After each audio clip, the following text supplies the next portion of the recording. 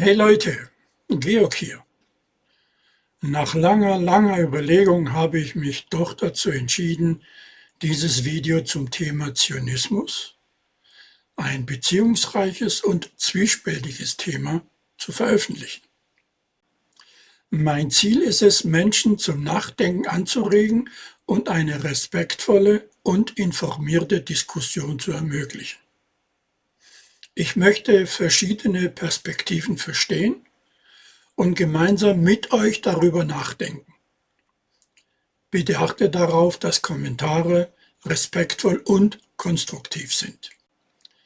Weiter möchte ich darauf hinweisen, dass ich kein ausgebildeter Historiker, Sprachwissenschaftler oder Experte in diesem Bereich bin. Meine Antwort basiert auf persönlicher Neugier und einer allgemeinen Recherche zum gestellten Thema.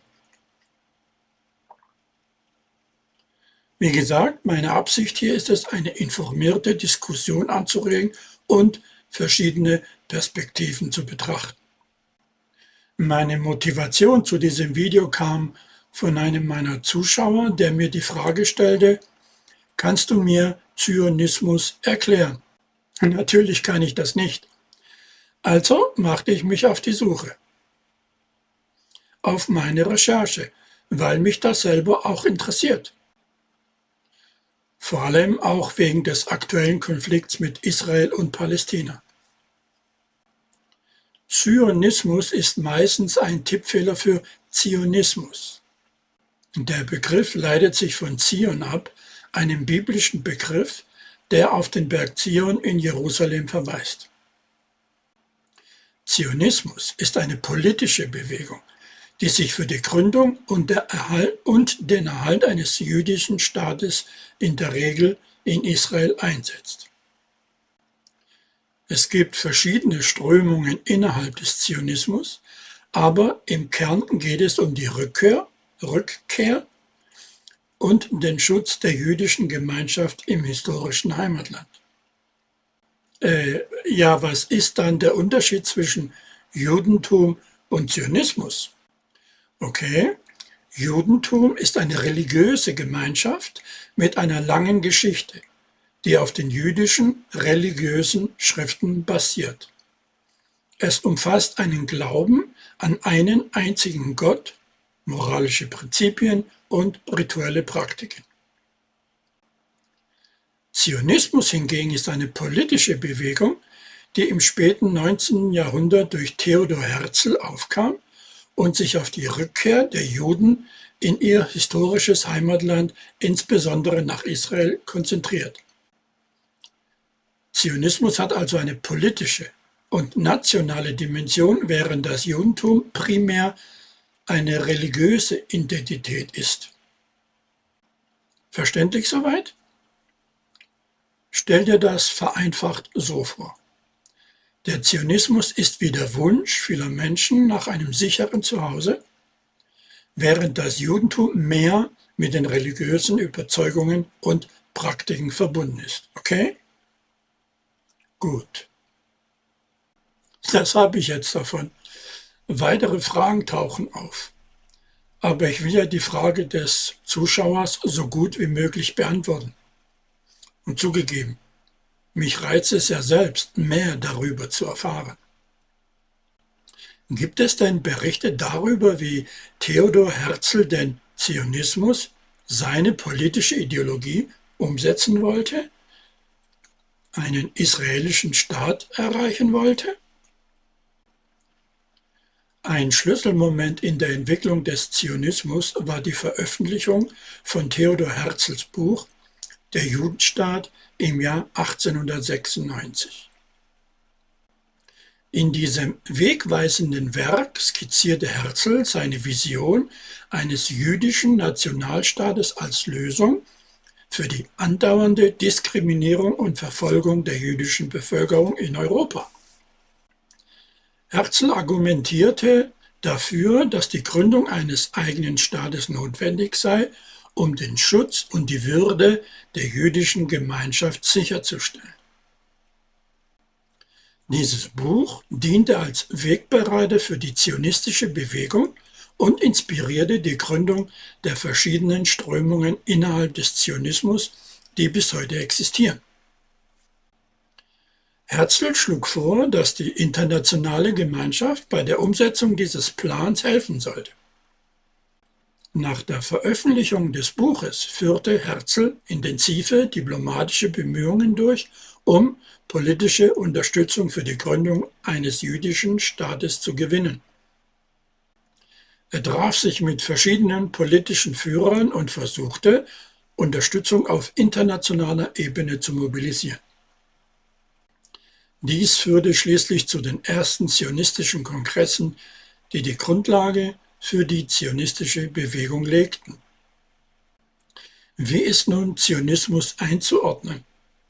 Ist es etwas Neutrales wie der Wunsch der Kurden nach einem eigenen Land oder etwas Idealistisches wie Hitlers Megapolis? Die Einordnung des Zionismus kann je nach Perspektive unterschiedlich sein. Für viele Anhänger des Zionismus repräsentiert er den Wunsch nach einem sicheren Heimatstaat für das jüdische Volk, insbesondere vor dem Hintergrund historischer Diskriminierung und Verfolgung. In dieser Hinsicht sehen sie den Zionismus als eine notwendige Antwort auf die Bedürfnisse und Rechte der jüdischen Gemeinschaft. Jedoch wird der Zionismus auch kontrovers betrachtet. Einige Kritiker sehen in ihm eine nationalistische Bewegung mit Auswirkungen auf die politische Landschaft im Nahen Osten.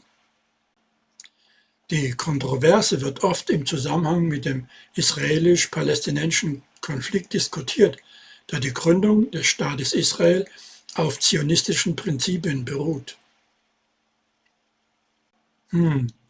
Ist das, also der Krieg, was jetzt zwischen Israel und Palästina passiert, Zionismus? Naja, auf den ersten Blick nicht. Das, was im Krieg zwischen Israel und Palästina passiert, ist nicht direkt der Zionismus selbst. Der Konflikt hat mehrschichtige historische, politische und soziale Ursachen. Der Zionismus spielt zwar eine Rolle, da er die Grundlage für die Gründung des Staates Israel legte. Aber der Konflikt selbst ist vielschichtiger und beinhaltet auch territoriale, religiöse und ethnische Elemente. Es ist wichtig, den Konflikt als eigenständiges Geschehen zu betrachten, während man die historischen Zusammenhänge versteht. Um die Komplexität des israelisch-palästinensischen Konflikts besser zu verstehen, werfen wir einen Blick auf zwei bedeutende Begriffe: die Balfour-Deklaration und die Nakba. Die Balfour-Deklaration von 1917 war eine politische Erklärung, in der das Vereinigte Königreich seine Unterstützung für die Schaffung eines nationalen Heimatlandes für das jüdische Volk in Palästina ankündigte. Dies hatte erhebliche Auswirkungen auf die geopolitische Landschaft der Region. Die Nakba oder Katastrophe auf Arabisch bezieht sich auf die Vertreibung und Flucht vieler Palästinenser während des Arabisch-Israelischen Krieges von 1948. Diese beiden Ereignisse sind Schlüsselmomente, die die Wurzeln des Konflikts tiefer begründen. Wann genau könnte man dann von Zionismus sprechen? Denn die Endung Ismus ist doch kennzeichnend, oder? Die Endung Ismus deutet tatsächlich darauf hin, dass es sich um eine ideologische Bewegung handelt. In diesem Fall, wie oben bereits beschrieben, die Idee der nationalen Heimstatt für das jüdische Volk. Kleiner linguistischer Exkurs zu Ideologie. Das Wort Ideologie setzt sich aus den griechischen Wörtern Ιδέα, Idee, und Logos, die Lehre, zusammen. Ursprünglich wurde der Begriff im 18. Jahrhundert von Antoine Destutt de Tracy geprägt und bezeichnete eine Wissenschaft der Ideen. Später bekam Ideologie jedoch eine politische Konnotation und wurde für die Beschreibung von systematischen Weltanschauungen verwendet. Also könnte man sagen, dass unsere moderne Verwendung von Ideologie auf gewisse Weise eine Weiterentwicklung von Platons Vorstellung von perfekten Ideen ist. Für Platon war Idee nicht nur eine allgemeine Vorstellung, sondern eine perfekte, ewige Form von etwas. In seinen Dialogen argumentierte er, dass die sinnlich wahrnehmbaren Dinge auf der Erde nur unvollkommene Abbilder dieser idealen Formen sind. Exkursion Ende. Hat der Krieg jetzt wirklich keine zionistische Ideologie in sich verborgen? Zumal Israelis darauf hinweisen, dass es Gottes versprochenes Land sei. Untermauert das nicht die Ideologie eines Heimatstaates des jüdischen Volkes? So einfach ist es vielleicht dann doch nicht. Der israelisch-palästinensische Konflikt ist komplex und hat verschiedene Dimensionen. Nochmal, während der Zionismus die Grundlage für die Gründung des Staates Israels legte, ist nicht jeder Aspekt des Konflikts direkt mit dem Zionismus zurückzuführen. Es gibt sicherlich Menschen, die den Konflikt mit religiösen Überzeugungen verknüpfen, wie etwa die Vorstellung von einem versprochenen Land. Die Wahrnehmung des Konflikts kann je nach Perspektive jedoch variieren. Ist man Araber, sieht man das so, ist man Israeli, ebenso. Naja, manche Juden und Israelis spielen die Gotteskarte aus. Andere wie Herzl die anhaltende Diskriminierung und Verfolgung der jüdischen Bevölkerung in Europa. Wenn da nicht beides doch Zionismus ist? Schließlich wollen doch beide Gruppen einen israelischen Staat, oder? In der Tat, der Zionismus hat verschiedene Strömungen, die von unterschiedlichen Motivationen getragen werden. Einige betonen historische Verfolgung und die Notwendigkeit eines sicheren Zufluchtsortes, während andere den religiösen oder kulturellen Bezug zum Land Israel hervorheben. Der Zionismus hat eine entscheidende Rolle in der Gründung des Staates Israels gespielt und seine Interpretationen sind vielfältig und oft Gegenstand von Diskussionen innerhalb der jüdischen Gemeinschaft und darüber hinaus. Also doch Zionismus? Ja, das ist in der Tat der Kernpunkt von Zionismus, die Gründung und Erhaltung eines jüdischen Staates. Sowohl diejenigen, die auf historische Verfolgung als Rechtfertigung verweisen, als auch diejenigen, die religiöse Überzeugung betonen, können unter dem Dach des Zionismus zusammengefasst werden, da sie einen gemeinsamen Fokus auf die Schaffung eines jüdischen Nationalstaats teilen. Okay, weiter im Text. Da einige Israelis, nicht alle, das ist mir selber auch bewusst, mit der Gottesversprechkarte kommen, möchte ich das aufgreifen. Im Alten Testament, an welches Israelis und Juden glauben, steht was von Mordverbot, Raubverbot und was noch wichtiger ist, aus meiner Sicht, ist das Begehrenverbot.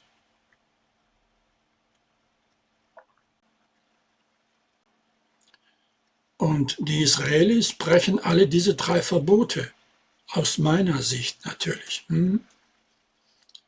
Oder was genau sehe ich hier verkehrt? Kann das nicht tatsächlich als Zionismus betrachtet werden? Ja, jetzt kann Folgendes dagegen gehalten werden. Die Heiligen Schriften können unterschiedlich interpretiert werden. Und es gibt oft Diskussionen darüber, wie bestimmte Prinzipien angesichts von Konflikten angewendet werden sollten. Es ist wichtig zu beachten, dass nicht alle Israelis oder Juden die gleiche Meinung teilen. Und es gibt auch innerhalb dieser Gruppen vielfältige Ansichten zum Konflikt. Die Diskussionen über die Anwendung ethischer Prinzipien inmitten von Konflikten sind oft komplex und kontrovers. Wenn aber nicht alle Israelis oder Juden die gleiche Meinung teilen und es tatsächlich vielfältige Ansichten zum Konflikt gibt, auch innerhalb dieser Gruppen, dann frage ich mich, wo ist der Aufstand der Israelis und der Juden weltweit? Vielleicht werden diese Aufstände innerhalb der israelischen und jüdischen Gemeinschaft nicht sofort erkannt, aber sie sollen vielfältig sein. Vielleicht ist es auch nicht immer einfach, eine einheitliche Position zu finden, selbst innerhalb derselben Gemeinschaft. Unterschiedliche Ansichten kommen eben auf verschiedene Weisen zum Ausdruck und nicht unbedingt immer in Form eines offenen Aufstands. Soll heißen, dass die Ansichten nicht immer in einem traditionellen Aufstand offensichtlich oder klar erkennbar werden. Und dennoch gibt es wohl viele Soldaten, die den Krieg unterstützen. Hier dürfen wir nicht vergessen, dass Soldaten oft Befehle ausführen, die von politischen Entscheidungsträgern stammen. Und genau das bereitet mir Sorge, sehr große Sorge. Das Gehirn einschalten wäre gesünder für so vieles. Die politischen, moralischen und persönlichen Einstellungen der Soldaten können jedoch stark variieren. Manche Soldaten engagieren sich nach ihrer Dienstzeit sogar in Friedensaktivitäten. Es ist also keine homogene Sichtweise innerhalb der Soldatengemeinschaft. Nun, jeder Soldat, leider, durchläuft eine Gehirnwäsche im denotativen Sinne. Davon bin ich überzeugt. Und das ist aus meiner Sicht ein sehr wichtiger Punkt. Tatsächlich wird der Begriff Gehirnwäsche verwendet, um den Prozess zu beschreiben, durch den bestimmte Überzeugungen oder Perspektiven verstärkt oder verändert werden. Im militärischen Kontext kann dies durch Training, Propaganda oder soziale Dynamiken geschehen. Es ist in der Tat wichtig, solche Aspekte kritisch zu betrachten und zu verstehen, wie sie individuelle Überzeugungen beeinflussen können. Die Komplexität dieser Themen verdeutlicht die Notwendigkeit einer offenen Diskussion über Moral, Ethik und die Auswirkungen von militärischen Strukturen auf das Denken und Handeln von Menschen. Diese Notwendigkeit einer offenen Diskussion kann aber nur funktionieren, wenn Soldaten ihr Gehirn einsetzen würden, oder? Wie heißt es so schön?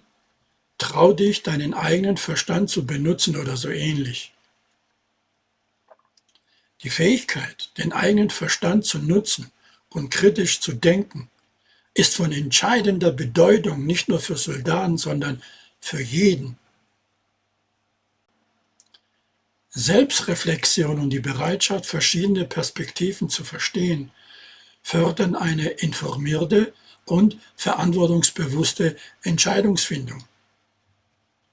Es ist eine wichtige Botschaft, die auch im Zitat Sapere aude, wage es, weise zu sein, zum Ausdruck kommt.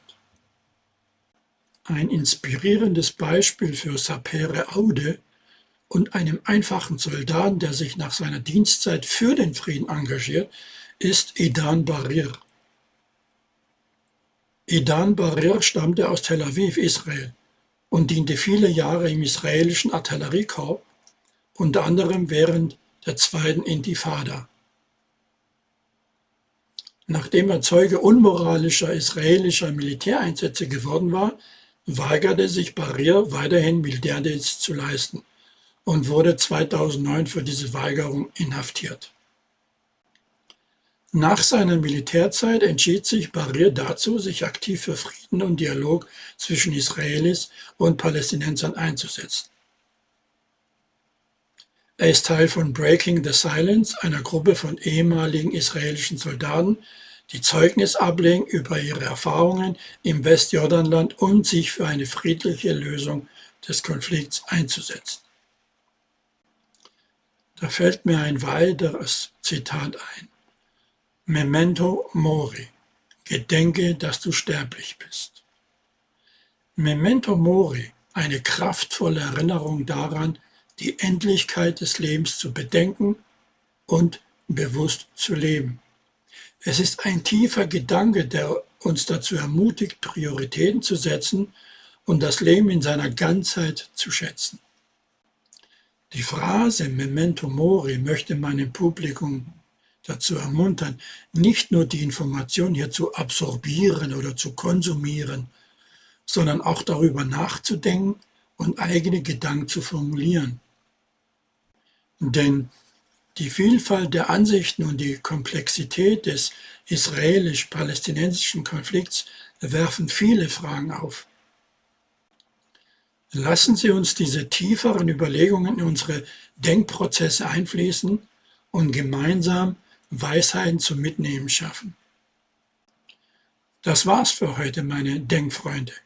Wenn euch das Video gefallen hat oder ihr weitere Themenwünsche habt, lasst es mich in den Kommentaren wissen.